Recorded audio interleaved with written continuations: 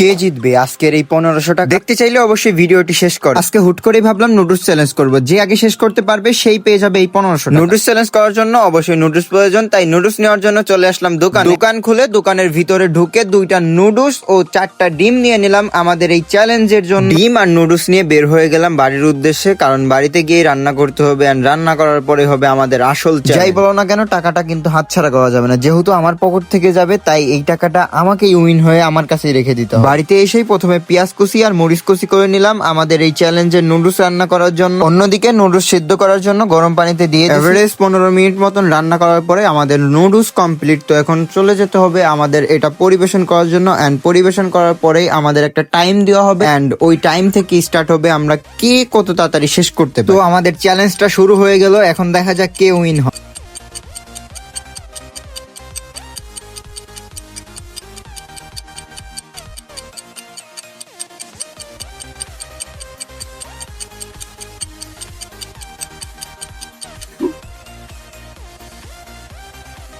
পঁয়ত্রিশ সেকেন্ডের ভিতরে শেষ করছে উইন রোহান।